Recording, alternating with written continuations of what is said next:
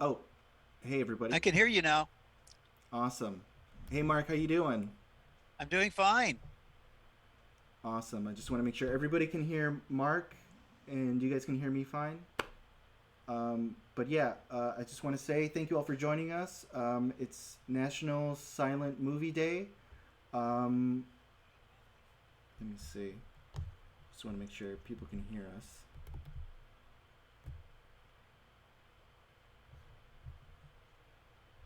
Yeah, I think they could hear us. But yeah, thank you Can you all turn it up just a little tick? on my end. Yeah, on my end it's a little quiet. Okay. I don't I don't know how to adjust the sound on my end.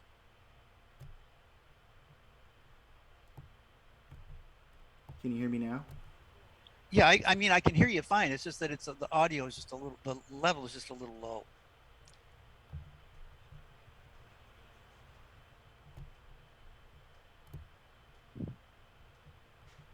How's this?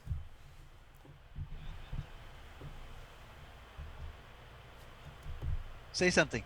Hey Mark, can you hear me? I can hear you better now. Perfect. Okay, cool. Uh, Thanks everybody for joining us. So as you can hear, we have Mark Kausler via Zoom, and we're going to be watching some really great silent cartoons. Some of the stuff we're kind of just winging it. I got some really cool stuff that Mark uh, I haven't told Mark about, so I want to really get his reaction on this stuff. But Mark, thank you for joining us. Thank you. This is so cool. Yeah, I Well, just thank want you to for the invitation. yeah. Oh, something I want to start off with though. Something I was saving to show you. I'll show everybody as well. I just got this from eBay. Wow, Koko watch. Is that Stopwatch. an old one? Is this Yeah, Koko stopwatch? yeah, from Look at like, the engraving on the back. and it's got Max Fleischer's signature on there. Oh, that's beautiful. Did you have something to do with making this watch? No, no, it's from the 30s. This is It's like from the 30s. I forget the name of the brand, but it's like a known brand. Um, Like Ingersoll? I'm not sure. I got to look at the eBay listing. I'll let you know. But Okay, yeah, because it costs. Ingersoll did all the Mickey Mouse watches, as I'm sure you know. Yeah, and I think the person who was selling this also had a listing for like a Betty Boop and Bimbo, and it had Max Fleischer's signature as well. They were, claiming for that to be from the 20s and 30s as well. And check this Wow, out, something for everybody that's the joining us. greatest right there. The beautiful statue you did. So hopefully we're gonna Yeah, I have this love out that. soon. Um, Yeah, but real quickly, I figured let's do like a little interview and talk about silent movies. Um, sure. with with me, my background, I grew up in the '90s. I grew up with the era with cassette tapes, with public domain tapes, and looking back now, older, looking at the titles, it looks like some of the silent cartoons, quote unquote, that we were introduced to were like Mutt and Jeff, but like colorized Mutt and Jeff. Uh-huh. Um, and but other than that, obviously Felix the Cat here in Los Angeles, he's huge. We have a place, Felix Chevrolet, that really, Giant Felix Chevrolet. yeah, it's still there. They're actually renovating now. The sign is still there. Oh, Um, wonderful. so my culture, and specifically, Mexican culture, really, because there's a lot of, Mexican guys named Felix out there, so they really, take to the character. But to be quite honest with you, we really didn't watch a lot of the silent Felix cartoons. They were like the Van Buren ones, um, with like he's fighting the pirate ship, and the one where he goes under the sea. But Mhm. yeah, the silent stuff, silent cartoons in general, really weren't pushed to my generation, and I'm kind of curious. How did you grow up watching this stuff? I think were you guys watching them on TV? I guess they prepackaged them or Yes, on repackaged them. broadcast TV. I mean, because I'm such an old character. I was born in 1948 in St. Louis, Missouri, and I can't remember a time. Of course, I was very young. I can't remember a time when my parents didn't have a television set. And St. Louis television had a lot of children's programs like the Wranglers Club, hosted by Texas Bruce, and Cookie and the Captain, which hosted Popeye cartoons, the old Fleischer Popeyes. And so I grew up on all this stuff. And also, in the early morning slots, they had the Aesop fables with Farmer Alfalfa and all the animals. And they ran those over and over and over again. There weren't too many cartoons that existed at that time. Made for TV cartoons weren't even there yet. Nobody had even thought, because I saw the very first made for TV cartoons as they came up, like Colonel Bleep, and things along those lines. Rough and Ready, all that stuff, the very earliest TV animation I saw. But I loved Felix. I think Channel 11 in St. Louis ran those incessantly. And they all had piano soundtracks. And they played things like Nola, da da da da da da da da da da. Anyway, they played all that kind of stuff, and they would just have the same piano tracks over and over and over again. But I didn't care. Uh, I liked the familiarity of it, and it made me feel comfortable. It didn't make me feel bored. I just had a comfort level watching all those old cartoons, and I loved Felix. I loved his pantomime, Otto Mesmer's animation, especially, where he would do little shoulder shrugs and little winks and hold up his index finger. And he did a lot of acting. Felix was one of the first silent cartoons that involved a lot of pantomime acting. He had to put over his personality with no voice, essentially, and it worked very well. Uh, Koko, was kind of came out of the trick film tradition, like Georges Méliès in France, because Georges Méliès in the 1890s did a lot of things with animation, because just stopping the camera and starting it again, substituting different people in different costumes, that people changed from ordinary people into monsters. Their heads became alive, and grew really large, and all those effects. We don't call that, cartoon animation, but certainly he did a lot of special effects, painting, and a lot of his backgrounds are painted. They're full size sets. I'm gonna They're doing, yeah, real quick as you yes. can keep Mhm. talking, but I'm gonna start showing something. Let's show some Oh, stuff you as go we're ahead. talking. Oh, But yeah, yes, Windsor McKay, of course. obviously I want to start with Windsor McKay. Yes. I'll be, I'm going to be the naive student for the day. Give us some Ah, background on Windsor McKay. Who is Windsor McKay, and why is he you so already know all important this stuff. to Well, the? that's Windsor McKay right there, getting out of the truck with that odd looking hat on. Yeah, there he is with the high collar and that odd looking hat. There he is walking around.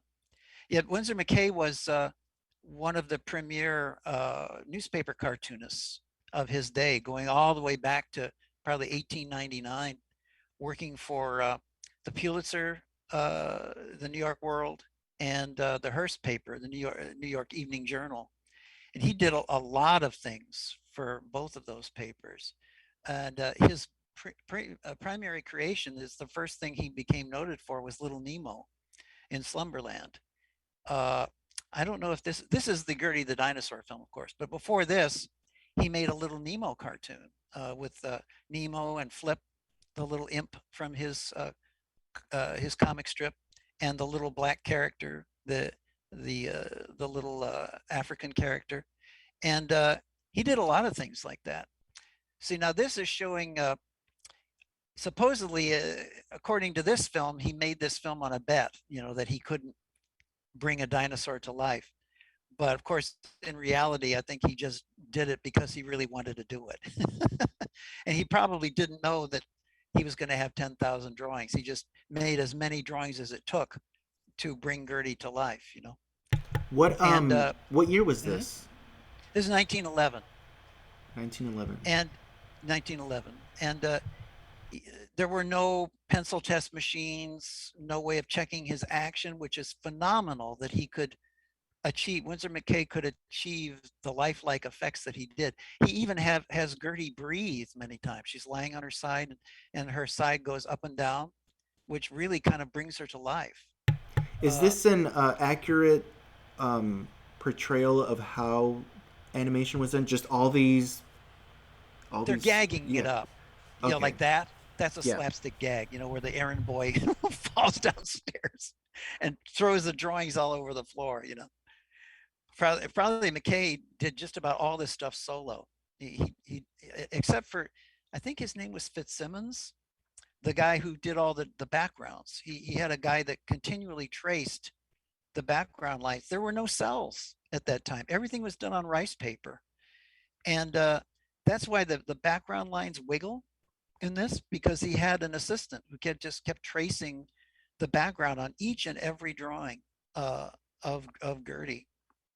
It's a really phenomenal amount of work in these things. And it's kind of nice because the background has a liveliness to it that it wouldn't if it was just a static painting, like they did with the cell system later on. But anyway, this is McKay was known. He had a vaudeville act where he did chalk talks, and he would create his characters on a great big drawing right in front of everybody, and he'd have a funny line of chatter to go with it. But Funny you mentioned that because I heard a friend of mine, he just went to a Kiss show, and they had as an opening act a painter who did just that. He would just do live painting. You'd be watching this guy, and at the end of the performance, you'd have like a new image. Like a brand new painting. And before he said that, I was kind of curious. I wonder if this art of live drawing is still drawing attention. well, probably now with computers and everything, people just draw on a computer screen in front of an audience and can do all kinds of special effects with that. Yeah. Because computers can obviously project on a screen. So they probably, instead of just drawing crudely on a on a great big piece of paper, now they just have a computer and they just draw on that screen. Like, you know, I can't even remember the name of the screen, not a Cintel, but something like that. Maybe a Cintel screen. I'm not sure what the exact name of it. I never did actually work on computers very much in my career. I almost always did everything on paper.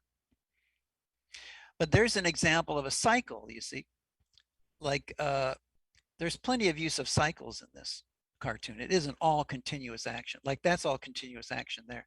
That's a cycle there as Gertie chews. And that's a cycle there. She's going back and forth. So that's what they call a labor saving device, you see, because he wasn't fool enough to do the entire film, you know, frame 1 through 10,000 to do an individual drawing for each and every frame. He knew how to do economy. Like that's a cycle when she nods her head to you. These are all techniques that Winsor McCay learned. And it's something that I noticed with the Fleischers, they did a lot of that too in their stuff. A lot of Oh cycles. yeah, oh yeah. There are tons of cycles, and but as long as it's entertaining, there's an entertaining idea behind it. The audiences usually don't mind cycles at all. As a matter of fact, cycles make it easier to understand what you're looking at. Because if the action's repetitious, you can kind of get into the rhythm of it more easily. Whereas if the action is continuous all the time, sometimes it can be confusing. So that's another reason for cycles, is to make what you're doing more obvious. That, like, look how long he's using that cycle there with Gertie shifting her weight.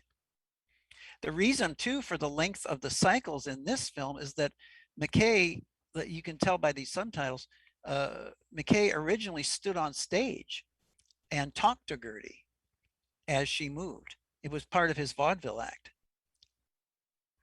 Later on, I think the story of the animated drawing, which was a Disneyland TV show, Dick Humer remembered McKay's act and he recreated it.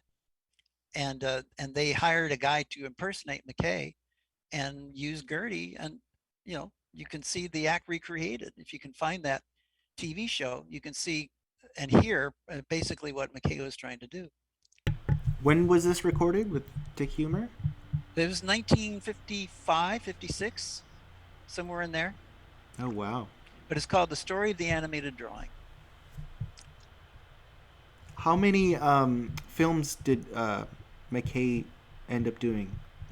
I think he did maybe like 7 or 8.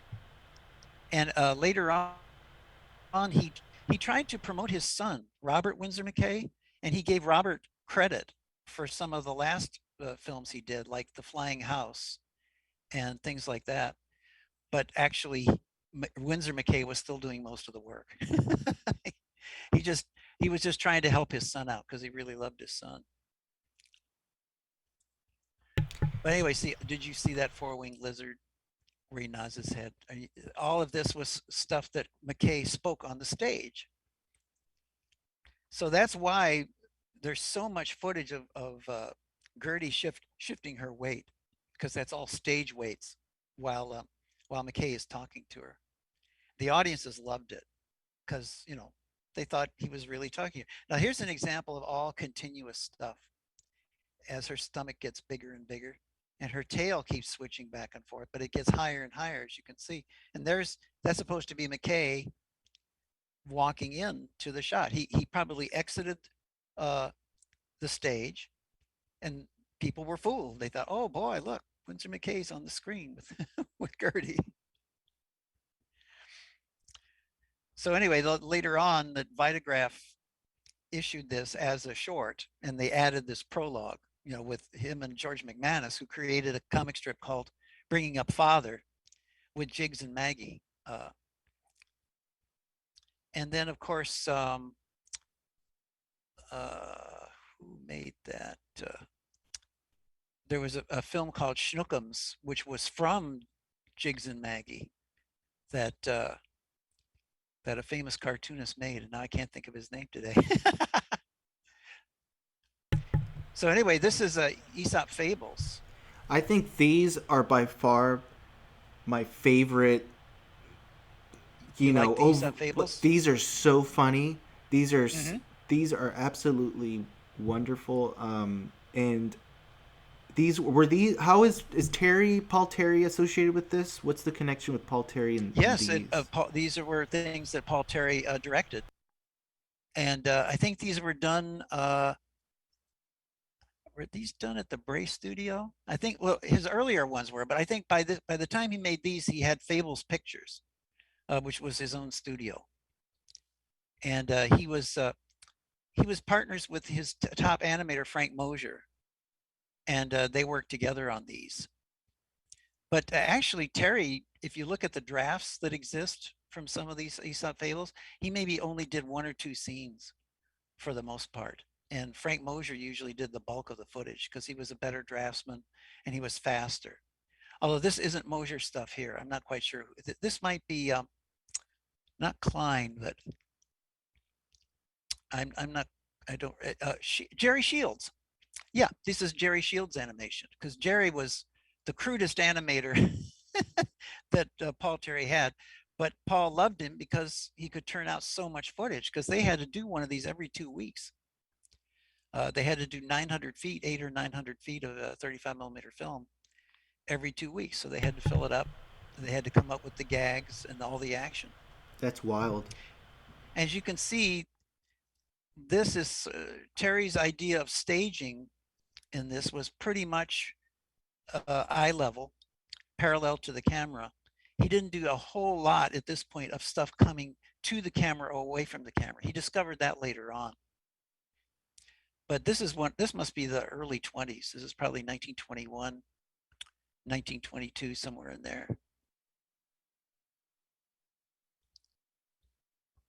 The Wolf and the Kid. And I think these, unfortunately, some of these prints, these are the Commonwealth TV prints. These have a lot of the original intertitles cut out because all of these were released with intertitles in the theatrical versions. Yeah, from what I hear, the prints are with Surge, with Black Hawk, that they have them. Serge Bromberg. Yeah, from what I hear. So I mean, I hope we can. I mean, I'm in contact with them, and that outside of the Fleischer stuff, I think getting the Aesop's Fables restored from the original prints would be a dream because I know they're crude and just like so simple, but like I don't know, they're just so hilarious. The little stories and the little bits and all that. They're just awesome. You could do a whole show, just play music. A lot of them. Yeah, these early ones I'm not quite as fond of because the animation isn't as accomplished. But as they got along, everything improves all the time in animation. as you work with the same people, you get better and better, and you learn how to do things. You learn to draw your characters better. So, and they improve their staging. They improve their ability to pose and all their action. See, probably there was a title there originally before that Iris in, and this is the wolf character. Looks more like a dog to me, but he's a wolf.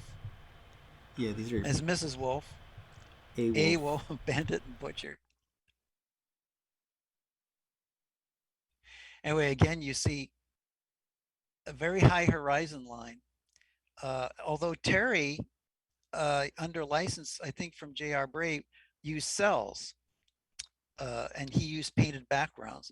Whereas, for instance, Felix the Cat didn't use too many painted backgrounds, and all of their stuff was inked on paper and shot with the background with a very high horizon line, so it wouldn't interfere with the characters' heads. And Terry is using a high horizon line here too, even though he didn't have to, because all of these characters are painted on cells and opaqued on the back with paint. But this way he could use, like here, he could use separate heads, just hold the bodies and just have the heads move. You can see also that these were originally these were different aperture. These were what they call full aperture. In other words, they covered the full frame top to bottom. But when they made these TV negatives, they weren't too careful about the way they reduced them, and they didn't reduce them properly. So unfortunately, a lot of the stuff that's at the top of the frame gets cut off. And also on the left hand side, as you can see here, every time they do a close up, with this is called vignetting. Whenever they do that circle, there's everything is centered sort of off to the left a bit, but that's because the left hand side is cut off because of the way these negatives were prepared. So you can only hope that somewhere, there's nitrate negatives on some of these that we're not fooled with. So I don't know what Serge has, but if he has the nitrate negatives, that would be wonderful. See, like that really hurts that scene of the wolf coming from behind the tree, because you can't see what's going on the left hand side. And what's the history on the Aesop's fables? These were a weekly thing, a monthly thing, Every 2 weeks. Yeah, every 2 weeks. I think at the end, some of these have the original end titles. It says a new fable every 2 weeks. Sort of like almost like a serial chapter. Come by, folks, in 2 weeks, and we'll show you a new one. So So after this, they split into Van Buren and then Terry Tunes, or what's the lineage of well, that? Van Buren was involved in the Aesop fables. He was the executive producer on these, and Paul Terry kept with Van Buren all the way through 1928. And in 1929, when sound was introduced, at first Paul Terry says, "Well, I'll never make sound cartoons. I don't think they're going to work.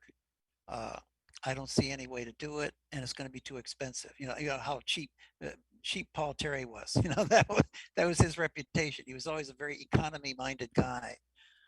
Anytime a new thing came along, like color or sound, he would always be very reluctant to use it, because he said, "Oh, that's going to increase our prices too much, increase our costs." So that's the reason that Paul Terry left Van Buren, is because Van Buren was pushing for sound, and Terry said, "No, I'm not going to do it." So Terry went on his own for a while. I guess he still tried to market silent cartoons, but of course he couldn't sell them. So then he went into business with a company called Audio Cinema, and that's was the first Terry Tunes. He branched out and with Frank Moser, and I forget the other guy's name that was involved with Audio Cinema right now, but they formed a triple partnership, and they started their own series of sound cartoons. And of course, see, now here's the original 2,600 years ago. Aesop said, "Phil's game is sure to lose."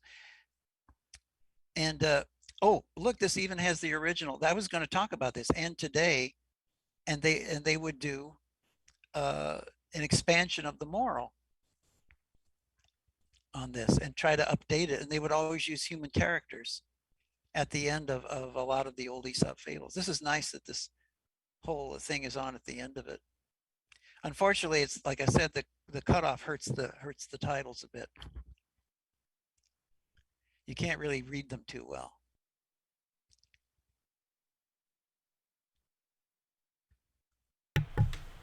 Yeah, and then it looks like at the end there's also like an extra little cartoon, huh? Yeah, that's what I was talking about. These are very rare to find the Aesop fables with the "and today" thing. Of course, that's not the original end title, but that's the TV title. And you see, it's actually centered. The end is centered in the middle of the frame. So now I want So to it's fun to show. see that. That was very good. I'm excited because we're going to be showing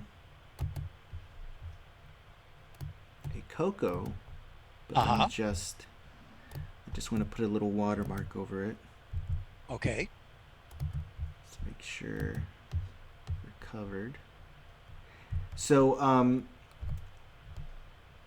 this cartoon, I just want to give a little bit of background, is Mm-hmm. brought to us by Max Fleischer Cartoons. And you might be wondering, what's Max Fleischer Cartoons? Well, Max Fleischer Cartoons is a new company that Jane Fleischer, Max Fleischer's granddaughter, um, she started, which she's using to locate, scan, restore, and screen her grandfather's cartoons. Max Fleischer Cartoons.com is the website. We basically started a kind of like Patreon subscription service. So what we're going to be doing is, using the funds to get more stuff scanned, to basically restore this stuff. I'm already screening this stuff. Like tonight, we're going to be screening stuff over at the Cine Lounge, which is basically the Egyptian theater um, parking lot. And this is one of the cartoons that we're going to be screening. It's called, well, I'll let the title say for itself. I'm just going to have that little thing there.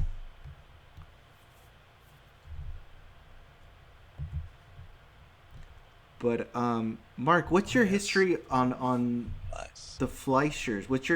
When did you first see one of the silents? Did you first see the silents, or did you first see the talk cartoons? Not the I talk cartoons, think but the that silents. they ran the Cocos on early television too. They ran anything that they could find. The studios like Paramount and stuff in those days didn't want to, in the early days of TV, didn't want to give them any sound cartoons because they thought, well, TV's competing with us too much, so we don't want to give them anything current.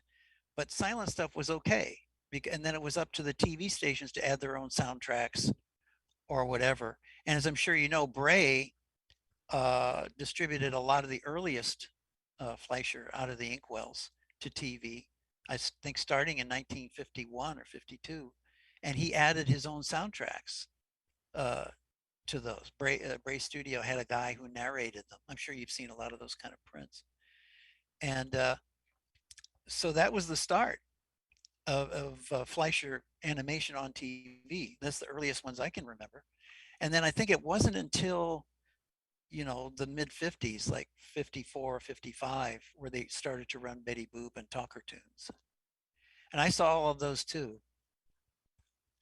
I'll never forget seeing Poor Cinderella for the first time. And when Betty's costume comes off in that, she's changing from her rags to her beautiful gown, I thought that was incredibly sexy. Oh yeah, I was very stimulated by that scene for some reason, and we because her clothes looked like they were coming off. we Now in this cartoon, yes, yeah, I made a pin of that actually. I made the first official pin set, enamel pin set of Poor Cinderella, and that's that scene with her covering her, you know, her undies. That's a where pin. she's I gotta being shy. Yeah, I gotta send yeah, that to that you. you did a beautiful pin of that. I really like that. This is an interesting combination of stop motion for the flies. Uh, See, they're actually using a little model of a fly. They're exposing it over Coco. You can tell by the shadows that it's casting on the drawing because these had to be lit from both sides, you know, to see the drawing properly Can you see the little shadows on the left and right side of the fly there? Oh yeah. Because he's a real little model of a fly, and they're just using patterns which they obviously established before this and exposing it over Koko. Now here Koko is rotoscoped. It's really Dave Fleischer in a clown suit. So it's totally trick film at this point. The little feelers of the flies are animated. You know, they're animated with drawings. You can tell because the feelers don't have any little shadows on them at this point. They're all animated in position where the flies were going to be. So all this is the trick film tradition. The Fleischers were really out of that. There Yeah, again, there's stop motion. it's a great mix Uh, of all different mediums. Yeah, stop all motion, techniques, live action, animation, rotoscope. right? But it's interesting that at least in this film and on most of the earliest Cocos, there's very little of what we came to call character animation. Actually, Paul Terry was doing more of that than Fleischer was at this point. Fleischer was doing trick film. Now there's a case where Coco's movements are not rotoscoped. He was when he's shaking his fist, that was animated. And then the flies all looks like they're eating him, which is pretty bizarre. That's exactly what they're They're doing. they're eating the back end of his costume. There's a gang eating the ink off your back. Yeah, watch yourself, stupid.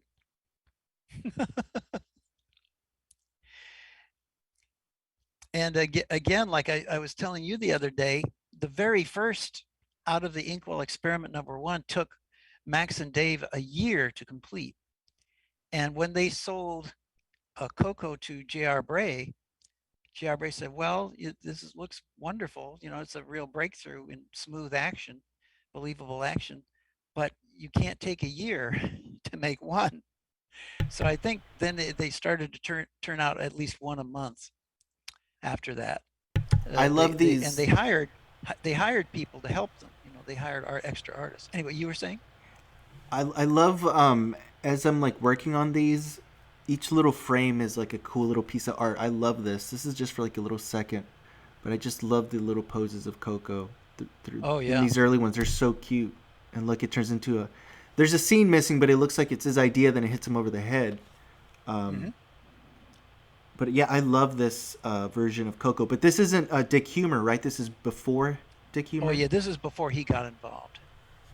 Would you know who worked on these or what the animator is? I think one of the very earliest Fleischer guys was Roland Doc Crandall. I think Doc Crandall worked on these more than anybody else did. And I think Dave was still animating at this point. I don't think Max was animating anymore, but Dave and Doc Crandall, I think, did a lot of these. And they had other animators too, but I don't have their names memorized. Wow, that's a nice stretch.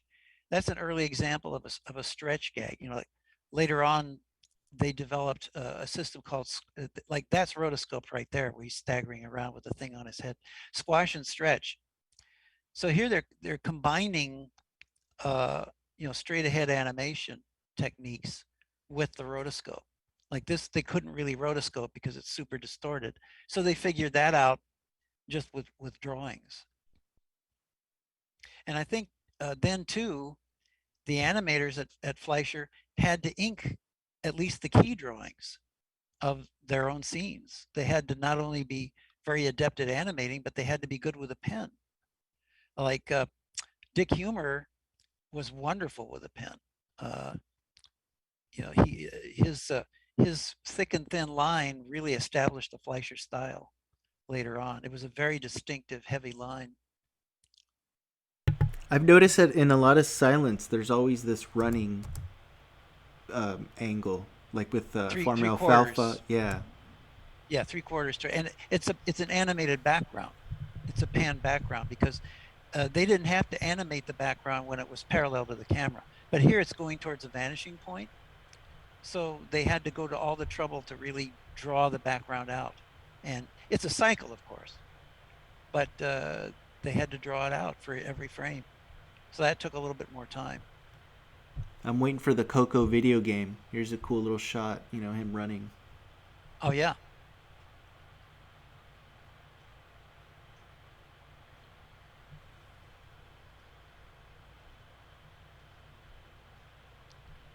That's I rotoscope, had the right? privilege of meeting Dick Humor when he was still around with us, and his wife Polly, who was such a wonderful lady, such a kind person.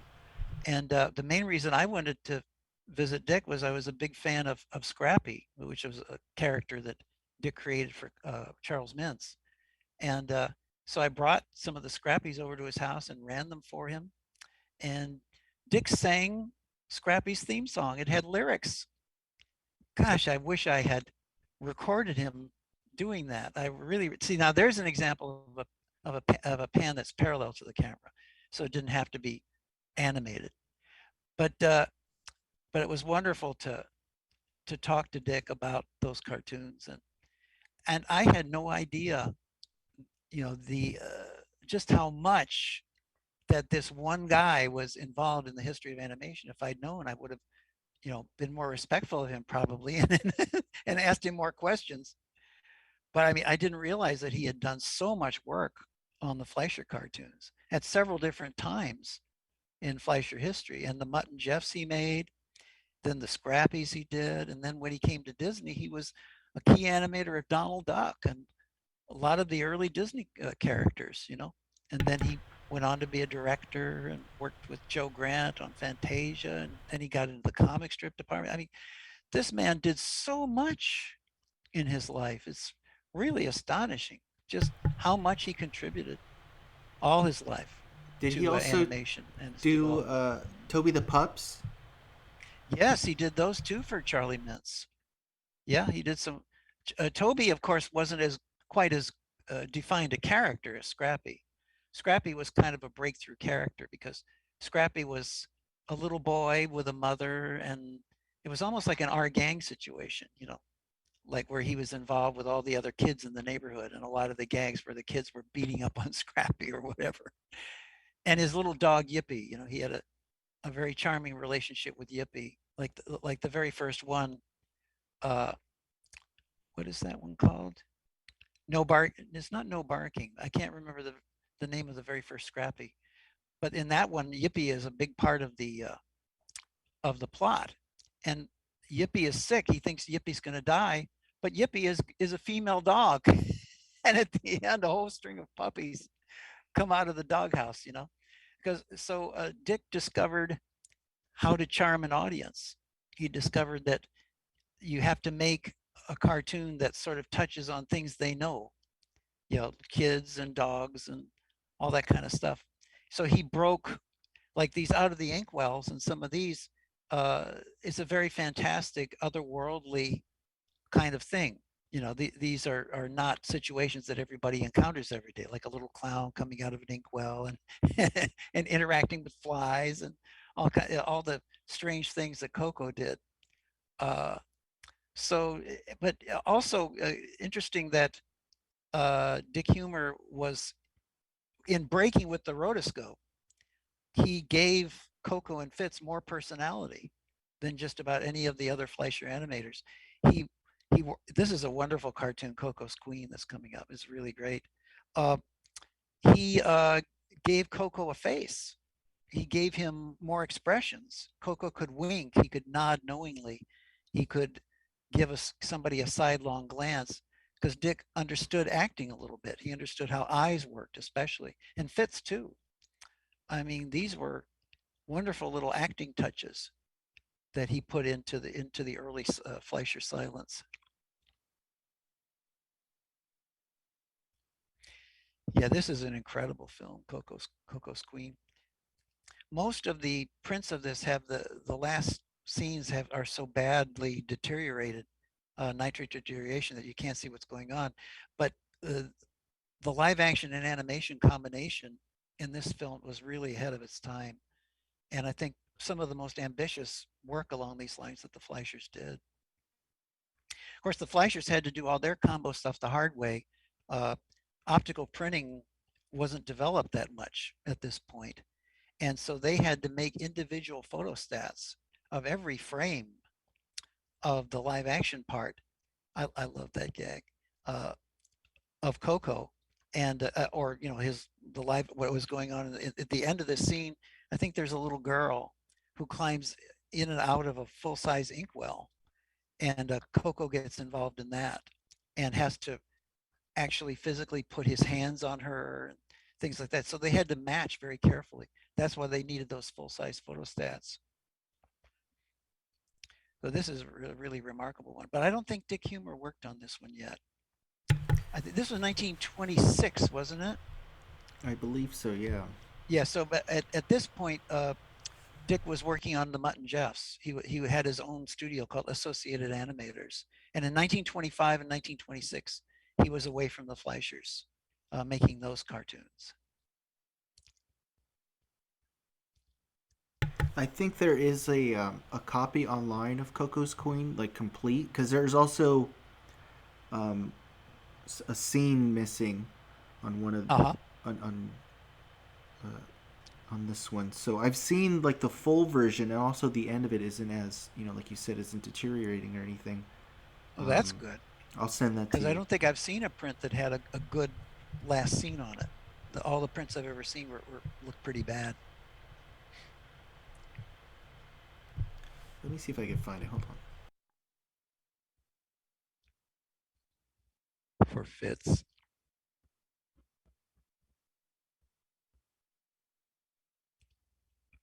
I wish I knew whose style this was because this animator did quite a lot of work. There's a big hunk missing there. But you can see again, they're imitating Dick Huemer's inking style. Uh, this became the sort of the set style for Fleischer. It persisted all the way into the early sound, the Talkertoons and the early Betty Boops. This kind of heavy line weight that they did. How long Yeah, was that's Humor at the Fleischers? how long was he there? Well, I think he started. I'm not sure of the exact date that he started, but I think he was with them from like 1922 through 1924, I think first, and then he went on his own in 25, 26. Then he came back to Fleischer in 27 and stayed with them until he went with Mintz in 19. I think was it 1929. He went back with it was 1929 1930, and the first stuff he did for Mintz was Toby the Pup. Oh, the last scene's gone, or is it? Oh, now you've gone to a different print. Yeah, this is the one that I look. You see, this scene on the other one that we were watching is missing. Cause it, Ah, so look, he's showing her, hey, let's go to the beauty shop. This whole scene right there, uh-huh. that's missing from the other print. Right. And then, and This then is it cuts probably from there. a TV print. And then you want to see the end. See Yeah, the look end. at that.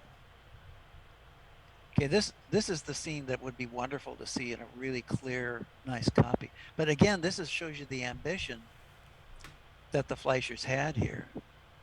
It's pretty remarkable, wonderful stuff. I'm not sure who the animator is here, but you can tell that he's really taking a lot of cues from Dick Huemer's style. And look at that. See, that's what I was talking about. This elaborate matching they did. And both of them, and when she, of course, dives into the inkwell, she becomes animated. Is that Ruth I'm not Fleischer? sure who this lady is. Might be her, but it's interesting. Like Disney and his Alice comedies did that same kind of technique. When Alice was a real little girl in live action that was printed into the shot, but whenever she had to do something special, like fly through the air or run really fast, they would go to an animated version of Alice just for a few frames or for a scene. This next one's for you. This is for me. Oh yes, this must be one of the real early ones. Fisher's lucky to have these guys. Look at that wonderful projector.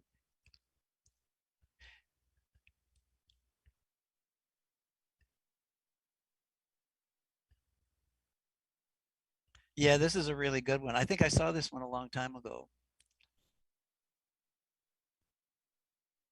And this is not one of the ones Dick Humor worked on. This is earlier. I think this is early 20s.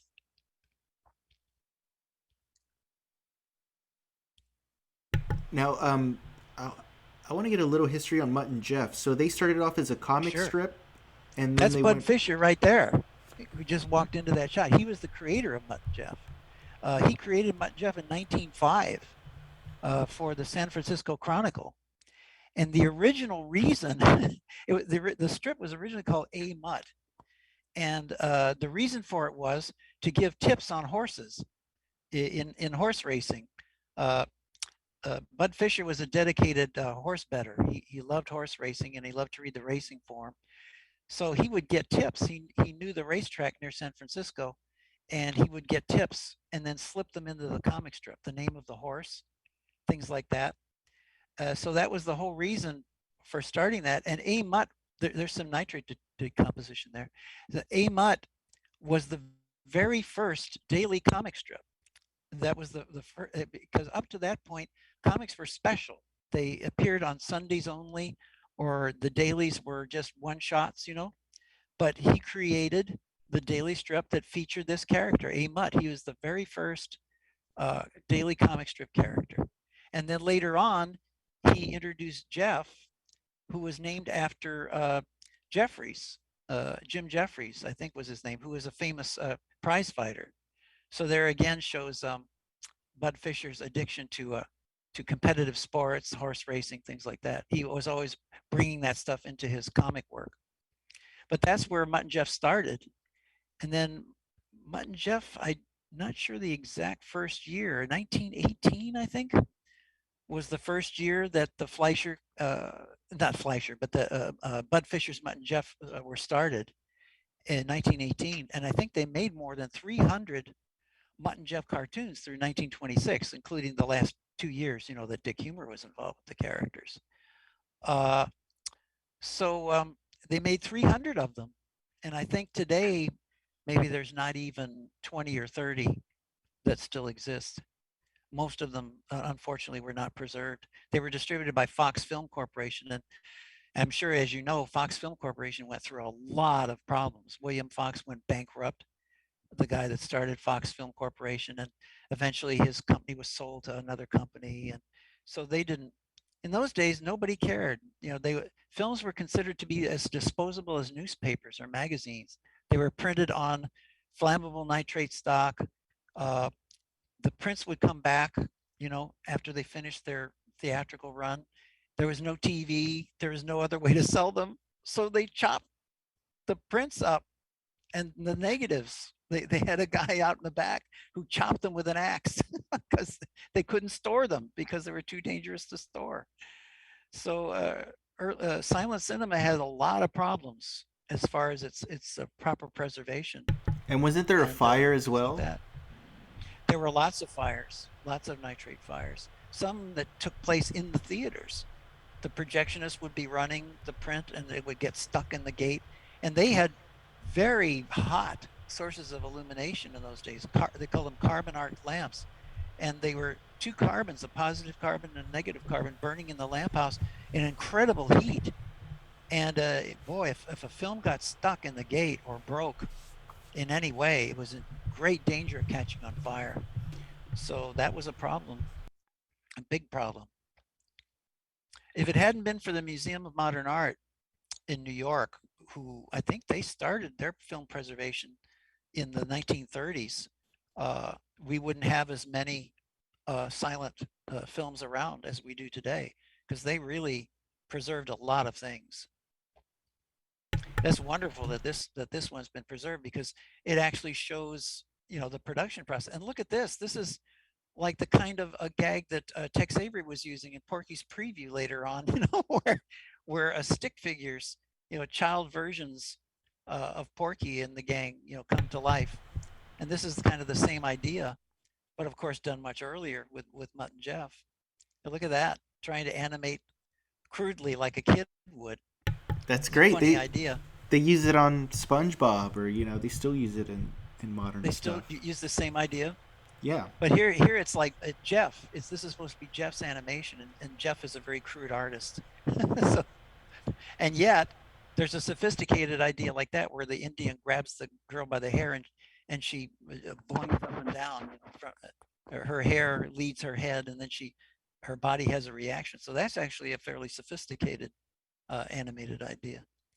And the colorized Mutt and Jeff that I mentioned Mm-hmm. earlier, I think there's like Westward Ho or They something did a like that. whole bunch of those. Now, are Uh, those just they just retrace these, kind of yes, like the Betty Boop stuff? right. Except they're a little bit better than the Betty Boops that Fred Ladd did.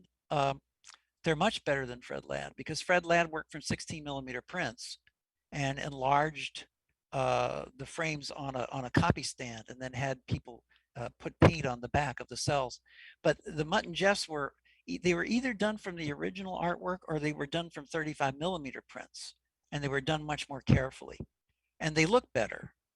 They look better than the colorized Betty Boops, I think. A chroma color, I think, was the name of their process. I want to show you something I used to cool. know that I used to know the name of the guy that did them, and I can't remember it today. That's really a great still, isn't it? I Look bought who is this with us. on online. That's Somebody was selling wonderful. a postcard, and I just had to get it. I don't know who the ladies were, Here's the but back that's a of it. very interesting postcard. That's marvelous. Florence Marshall and Ruby Smith, who might have been showgirls, and we don't know. In the old days, in the early part of the 20th century, it was considered quite socially daring for gentlemen to mix with show people or chorus girls or showgirls. Uh, it was almost a big societal no-no. But if you were well heeled, like William Randolph Hearst, had millions of dollars to spend, they would kind of look the other way. Hearst had a lot of girlfriends, Yeah. and a lot of them had been on the stage.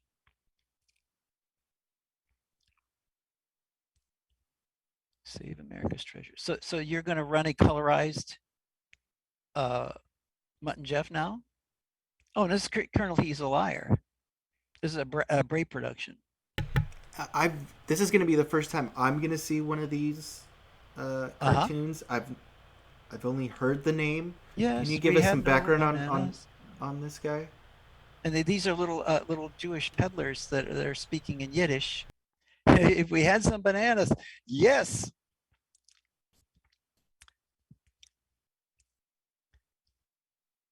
So anyway, look how they're using live action in this. They again, like the Bray Studio had a very difficult weekly or biweekly schedule for a lot of their cartoon series, like especially the Colonel He's a Liar. That's Walter Lantz right there. He worked on a lot of the Colonel He's a Liars. This is before I think he created his own character, Dinky Doodle, and Weakheart, Weakheart the dog. I always thought that was funny. This is all based on that popular song, Yes, We Have No Bananas, big hit in the 1920s. My gosh. Look at that. Colonel He's a Liar materializes from the banana. That's very clever. Is this an original character or is this a comic strip character? This is What's an it? original character. Bray had had the creative foresight or the creative daring to actually try and make his own characters that would just exist within his film world. Great banana famine. Yeah, I've never seen this one before, Mauricio. This is very interesting. And again, this shows the kind of combination stuff they were doing, where they had to blow up photographs to make a background. Like that's just an enlarged photo. And look at this. Now it goes to a different tone. It was sort of a pink tint at the beginning. Now it's gone to a yellowish tint. Yellow like a banana. Mm-hmm. Yeah, yeah, very much like it. I'm not sure whose animation this is, but Vernon Stallings, who got credit at the beginning, was a real old timer. Goes back to the very earliest days of animation. You mentioned this is a Bray cartoon. Yes, Is that the same company that worked with Max Fleischer? yes. Max worked for J.R. Bray at first. The very first Out of the Inkwells were done under Bray's release. Max prepared the cartoons for Bray, and then he put them out to theaters.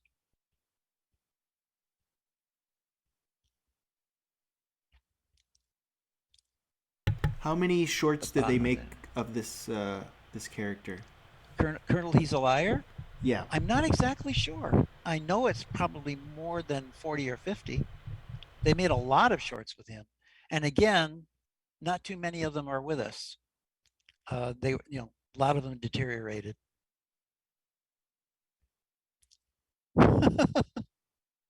Confiscated, cremated, and uh, uh, epitaphed. That's a funny word. Yeah, look at all these backgrounds. They're just done as ink drawings here because currently He's a Liar is in his own animated world by this time, so there's no reason to have photos or photostats.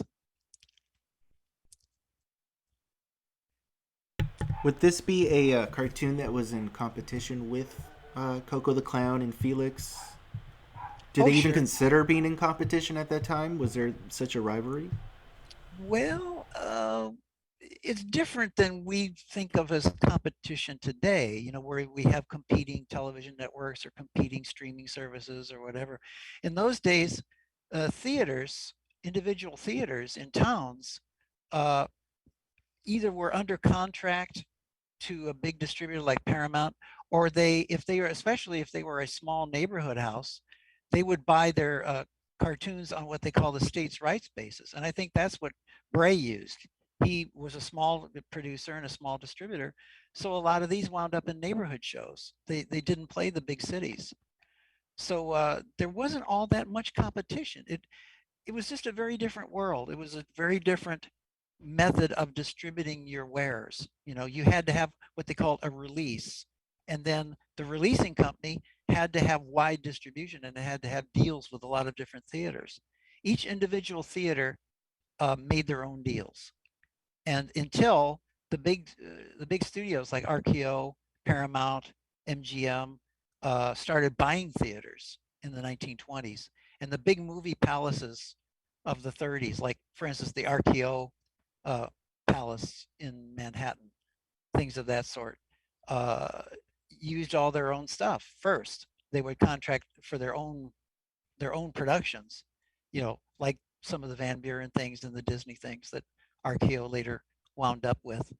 Uh, so that's what I mean. It's just it's a whole different world. But they were all in different theaters playing all at the same time. You just walk from one theater to another to see different cartoons. That's very funny stuff. Yeah, all this stuff is so great. I could totally envision a late night block. Just put these on, Mm-hmm. put some music, and people could just watch these. And it's essentially what I'm doing here with the Twitch channel. But I want to see this. More people love this as well, Sure. so we can save more. Um, You'll but see a lot of these silent era Brays animated by Grim Natwick. Uh, you'll see a lot of things under his credit. And his animation is very loose. It's almost completely non-volumetric. His characters stretch and squash. If you see the Judge Rummies, if you get into the Judge Rummy pictures that Bray put out, a lot of that is Grimm's work. Really well done stuff. But this is probably mostly Vernon Stallings here. So Vernon Stallings was a little bit more conservative in the way he handled characters. and at this time, Disney was doing the Alice films. He was doing the Alice comedies. Yep, which he was doing in Los Angeles. He was one of the very earliest animation producers that went to Los Angeles in 1923.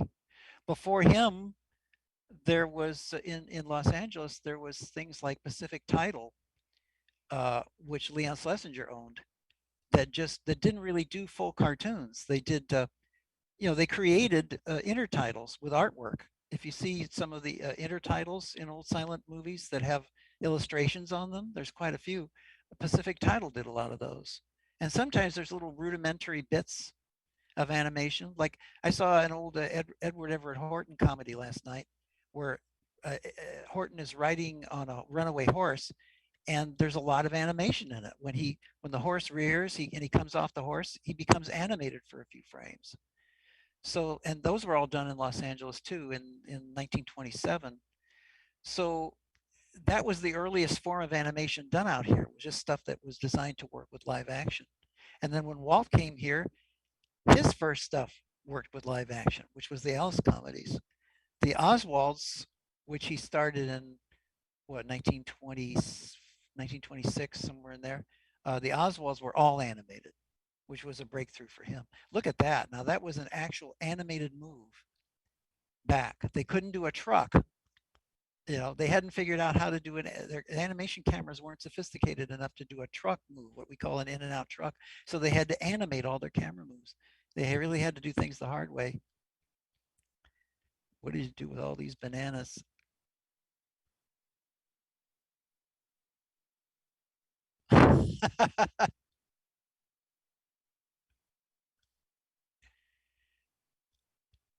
Very New York centric gags here. How long was how long was the Bray studio around? uh, what Bray was around in the teens, I think 1914, 1915, I think they started. And then they didn't last much longer than, they didn't produce much animation after the late 20s. I think 1927 or 1928 was the last stuff they did. Bray did not get into sound cartoons much at all. He eventually drifted into doing industrial films. He did a few things like that, but he, I guess, lost interest in animation by the late 20s. And it's interesting because he was a pioneer. I think this is a Bray production right here, The Clown's Pup, because this is one of the very earliest Kokos. And again, that's all rotoed. That's Dave Fleischer pantomiming Koko putting on his lines like one leg at a time. The way he leans back, thing like that, you can tell that's based on live action. Oh, that's rotoscope there. Now that's not rotoscoped. The that scene of Koko moving his arms there. That's just animated on top. And there you see Max is on a still. He's not moving while Koko's moving. It took them a long time to develop optical printing where they could do what they call a male and female mats and all. You can look all that stuff up on Google if you want to, and find out what all that means. But all that was just tricky ways of combining images in the camera.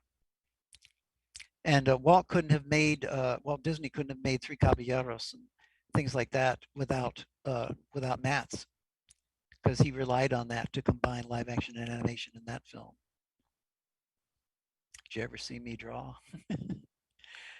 There's an interesting contrast in this film between the dog, which is just kind of a crude little cartoon figure, with all this elaborate stuff of Koko moving.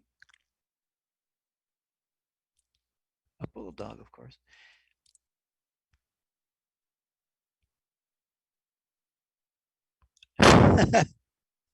A cruller, of course, is a donut.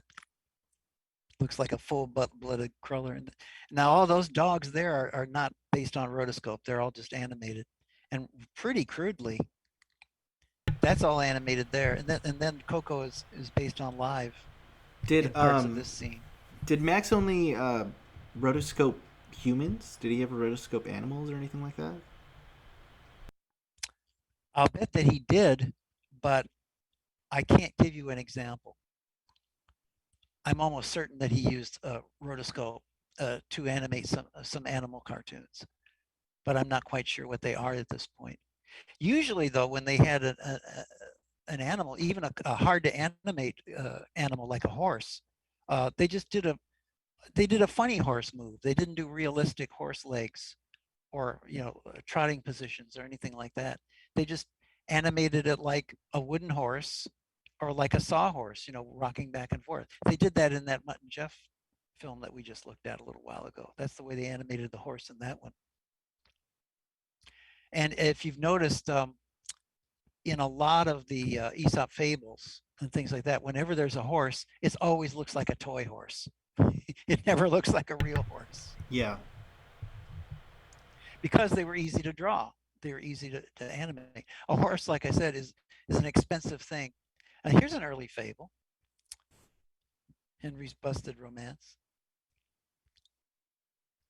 Wow, this is nice. 1916. It's a very early one. Yeah, this is like one of my favorites. This is Wow, super this is a funny. very early one. Now that's Frank Moser stuff there. He was partners with Paul Terry very early on. And that's Jerry Shields. It's one of his scenes. Very, very crude. And a lot of, see, like the body and the dress never move, only the arms and the head. And so all this stuff was Cell System, which they licensed from G.R. Bray. Van Buren had to pay patent rights and license fees to J.R. Bray to make these. Yeah, that's all Frank Moser stuff there. Like all those little funny little accent lines and stuff like that, Moser used quite a bit. Walt Disney loved that kind of stuff. Walt Disney loved Paul Terry.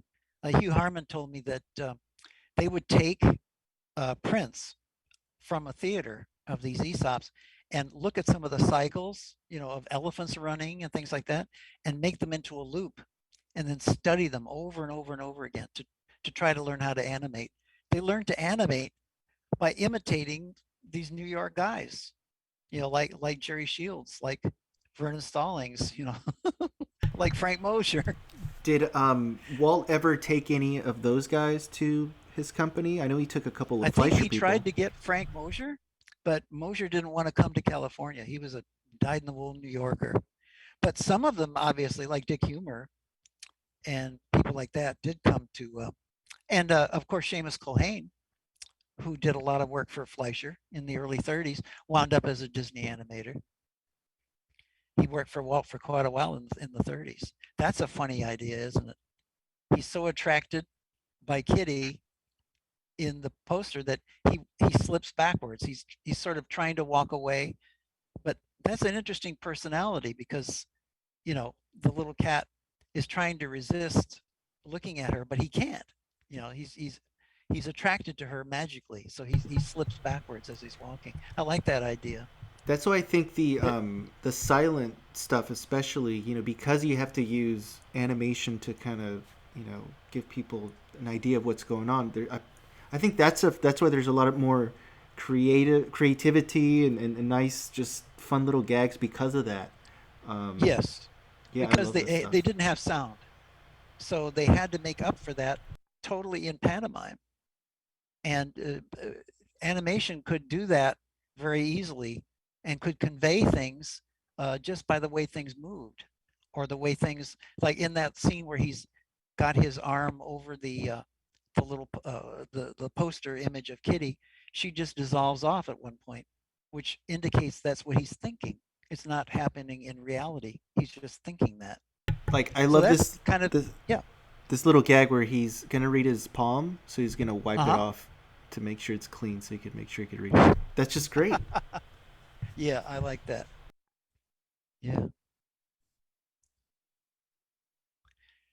I think that's Frank Mosher stuff there too, where he's laughing, gets those little lines. That's funny too, is that when Paul Terry blinks the eyes in some of these early ones, they develop eyelashes when the eyes are closed.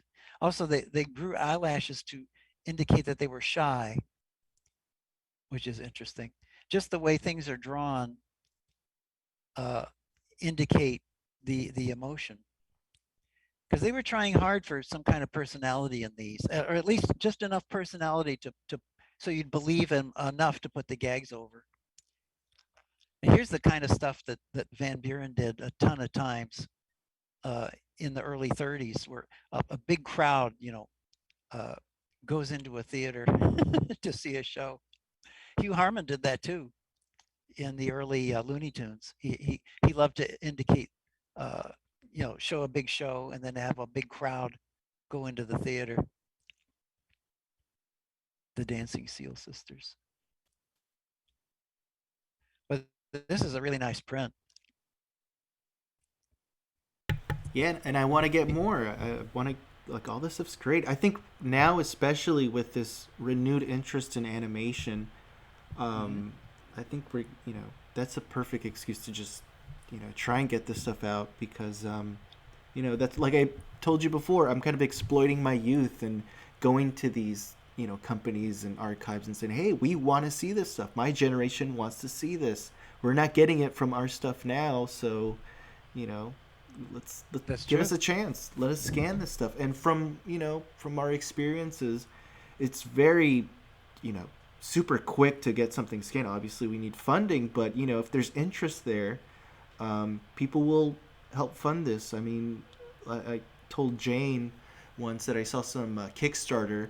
Some guy wanted to microwave a potato, and the guy got over like $50,000 on Kickstarter. So I'm like, if that guy can get funding for a potato, we To can get it for microwave a for these. potato. Yeah, weird stuff like that. But people will just people will give You money mean other to than the cardboard sleeve idea?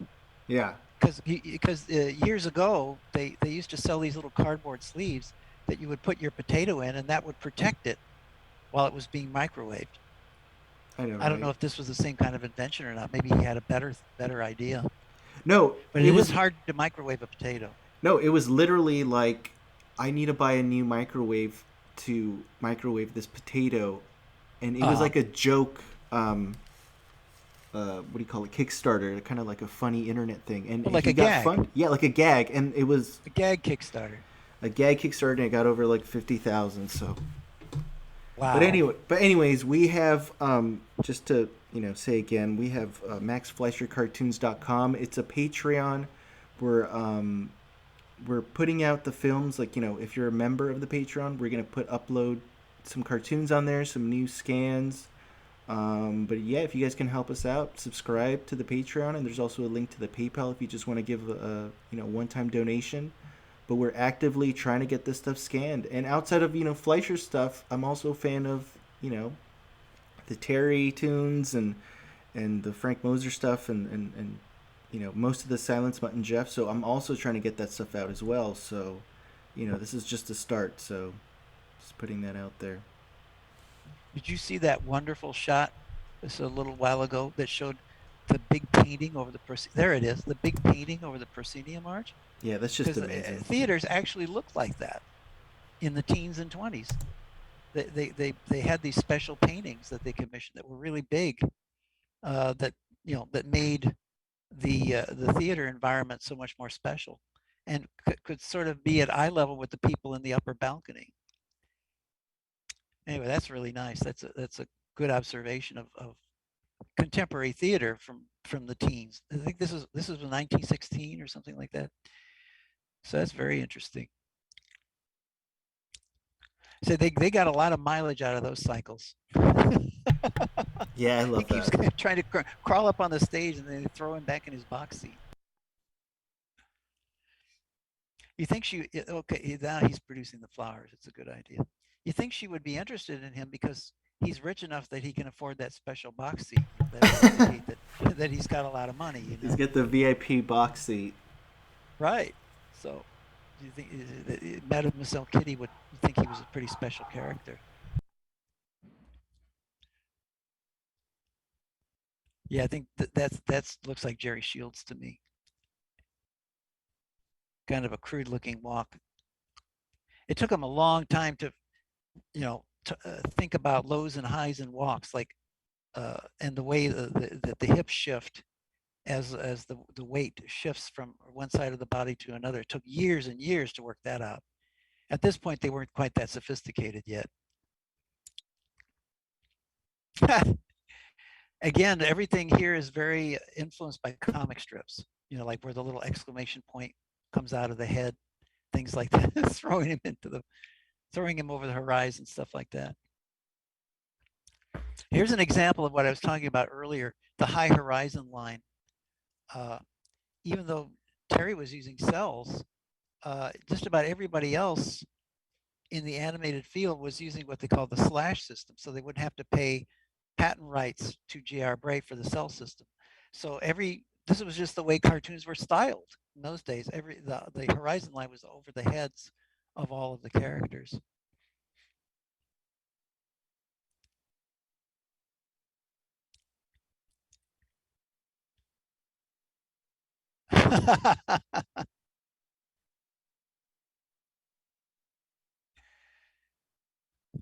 Oh, so as soon as he sees a whole bunch of kittens, he's ready to run away. And that's exactly what he does. He's out of Does there. this have the moral on it? Anticipation is greater than realization. That fits the story too. Sometimes the morals don't obviously fit the stories. They're just gag lines. Yeah. But in that case, it really worked. I'm gonna That was very good. I'm gonna play one more, and this will Okay. conclude the silent movie day. We could do this all day long. I know. I was gonna say It's a lot of fun. we should probably see if we can do this every once in a Do you while. have any Felixes? I do. You want to go with a Felix instead? Show at least one Felix. You got it. Hold on. Because it's fun to talk about the acting in those. I have one Felix. I have a couple, but You have Switches Witches? Here, Remember I wrote to you last night about Felix Switches Witches? That's such a good one. Here, let me get that for you. That's got a lot of good personality in it. And it's got an interesting idea that was an old superstition that hasn't persisted, to the present day. Yeah, I got it. I'm gonna. You actually have it. Wow. Yeah, we'll get to you very shortly. Give me. But You're a magician. but with Felix, yeah, let's talk a little bit about. Let me put something on screen. Okay. Real quick, just so it's not. We'll put the ladies back on. And there's that wonderful postcard again. That's a beauty. I should make that into a poster. It's so cool. I think you should. Wouldn't look bad on a T-shirt, probably. I'm using it as like a flyer to promote the Mutt and Jeff pin I have. I forget if I gave you one, but I made an official Mutt and Jeff pin. Have you ever thought about using old sheet music on T-shirts? There's a lot of wonderful cartoon sheet music. That'd be cool. There's a Mutt and Jeff piece of sheet music. I think I have it in my files. I could send you a copy of it. Would make a great T-shirt. Hey, you found it! Wow, look at that! What a nice looking print. Does this have a soundtrack? No. Okay. Because some versions of this have that wonderful little piano track I was talking to you about earlier when we were reminiscing about when we first saw silent cartoons. And anyway. By the way, I think this is great. This is a Pathé print, but I think the guy cut out the logo. Just want to say I didn't do that. So it's a beauty. Boy, that's nice. Now there's some of Otto Messmer's animation. Perfect for Halloween, huh? Well, that's what I was thinking too. Yeah, Otto created Felix under Pat Sullivan's producership, and he was the guy that that really established the character and really designed him.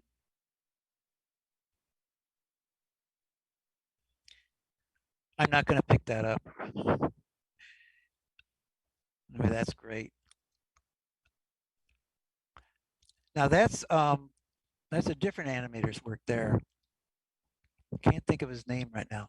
He drew a lot of the posters. Now that's back to Otto's again. Look at that pantomime. The way Felix looks at the audience, grins at the audience, holds his finger up, and that's an anticipation that he's going to do something. Look at that. See what he's doing there? He's going to switch the heads of the rabbit and the chicken. Gravity, the effect of speed on a cat or on a character. Now, whoever this is, reduced himself to a little stick figure, and he makes himself so thin he can hide behind that really skinny tree. Look at that. That's a very sophisticated idea. Wonderful stuff. And Yeah, here the witch is a little bit different proportion than Otto drew her at. Her head's a little bit smaller, as you can see. yeah, we should totally have a Felix the Cat festival and just watch this stuff. Well, because Felix was a breakthrough character in the 20s. He really set the idea of having a personality, that, and all these surrealistic ideas too. Things that, God, look at all of that stuff. Felix is being burned alive because of the witch's spells on him. Turns into a snake. I'm not sure if you saw, but Levi's, the Mm-hmm. jean company, they just did a collaboration with Felix the Cat. So there's like Felix clothing line right now. Ah, is Jeffrey Katzenberg getting all the profits? No, I don't think so. I think he's long gone I'm from awfully that. hard on Yeah. him. Sorry. I think you work with There's him, Otto right? stuff again. Huh? Didn't you work with him with Oh Katzenberg? yeah. I mean, I was working on Beauty and the Beast and stuff Yeah. at the Disney studio when Jeffrey was there. Yeah. Yeah, because anyway, I can tell you that story sometime about when I had to reanimate a whole scene of Maurice in Beauty and the Beast because Jeffrey didn't like the first way it was done. So he commissioned that whole scene to be reanimated, and I wound up doing it. Yeah, Jeffrey was quite a hands-on guy. Isn't that cute? I love that little touch of romance where where Kitty is disguised as the witch. Look at that. He winks at the owl. That's awesome. Anyway, that's a terrific cartoon. Um, I'm glad you found that, Mauricio. That's really, really good. hey, honestly, I think we should consider doing this more often. You know, not just for I had so Silent much Movie fun Day. with you today. I hope I didn't overtalk my role, but I No, really enjoyed it. that's exactly what we like. I mean, we're getting knowledge. We're watching stuff with you. I like showing you new stuff too. I didn't want to just go, straight stuff that you've Oh already yeah, you seen. showed a So, lot of interesting things today. but yeah, You, if you could you're, you yeah, go ahead. are you gonna go? Are you gonna keep your stream going this afternoon and show a whole lot more silent things? Yeah, I'll turn it back on. I'm gonna turn it off now so we can stop the recording, but I'll put it back on and keep my regular scheduled programming on. But I think Great. with you and me kind of like watching stuff together, because the thing too, we can actually watch sound stuff, not just silent. So in the future, we could maybe plan that out. But I think yeah, it'd be great. Also if you have stuff you want to watch, you could send me a list again, and I could get that for you. Um, Sure. you could like curate a playlist, like hey, I'm interested in watching this today, and then we could watch that and just kind of discuss that. Honestly, whatever you would want to see, it'd be awesome. Just discuss this, and that's primarily why I started this Twitch with Jerry, was to like, hey, let's get people like Mark on here, because Well, you I got so certainly much appreciate it. knowledge. It's fun. This wouldn't have, imagine like, back in 1949, 1950, when I was just, 2 or 3 years old, who could have ever imagined that we could do anything like this? Yeah, I right. mean, it's kind of a miracle.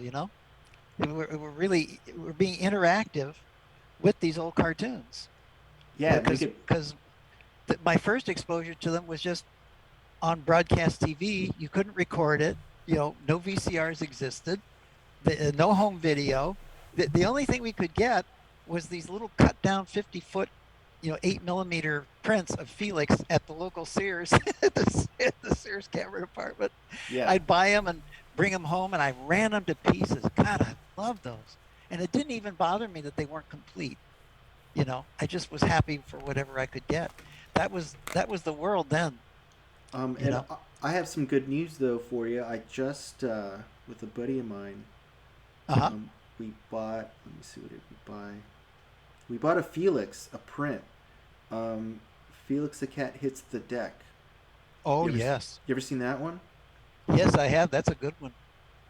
We just got the print, so we're gonna scan it, and I think once we have that scan, we can debut it with you. We could watch that one. Great. Um, I think that's the one where he's involved with a lot of playing cards. mm-hmm. He does like a Giant, magic. giant playing cards, Yeah. kings and queens, and I think they all come. I think he goes to Cardland. Oh yeah. Yeah, I love Felix that was stuff. always going to lands, they always imagining different places to go and winding up in these different environments. Like, I love that one Woo's Whoopee where he drinks too much, bootleg hooch, and and his whole world transforms for him because he's really very very drunk You know in what I that one. do? That's a good one. What I do with that one specifically is I play it at these live events, and I play Oh yeah, with Herb Alpert's "Rise." I'm not sure if you ever heard that song by Herb Alpert. I It think I have. fits. It fits perfectly. It's so groovy and it's so like trippy, and there's even like a trumpet in the cartoon, and it matches perfectly with his trumpet. Wow, Um, wonderful. but Sometimes things just accidentally sync like that. It yeah, can be a lot of fun to um, experiment with records and play them at the same time as you're running films. it's pretty much what I do. Is yeah, I DJ music and then I play the silent stuff over it, and it fits perfectly. People love it, and they kind of just like trip out looking at the Cocos or Felix and listen to the Do you music. ever play a cartoon like Hugh Harmon's "You Don't Know What You're Doing" Mm-mm. with Piggy? Where Piggy gets really really drunk, and the sewer, the culvert on the street turns into a monster with jaggedy teeth, and that's a wild one. That's really good. It's called "You Don't Know What You're Doing." It's early Merry Melody. That would even be good run silent, or run with a different track. You could really be creative with it. Oh, definitely, yeah. And yeah, actually, once again, I'm going to plug. Today, we're going to be screening some Looney Tunes with the two executive producers, Alex Kerwan and Pete Braungart. We're going to be Great. screening today at the Egyptian Theater Lounge, which is like the parking lot area. There's tickets at the door, so if anybody's in LA, if they want to come check it out, watch some Looney Tunes, classic Looney Tunes. We're actually going to be celebrating the directors, so we're going to be, seeing Chuck Jones and Friz Freeling, Tex Avery, Bob Clampett stuff. But yeah, Mark, let's see if we can do this again. This is fun. Whenever you're Sure. free, let's plan this out. As you can see, it's like simple. Just hop on the computer and we could just talk about this stuff all day. But thank you again, Mark. I really appreciate it. This is just super You're cool. very welcome. Okay, I'm you take glad care and have a happy silent movie day. What's you as left well, of it. Mark. Thank you. Okay. Yeah. Bye for now. Bye.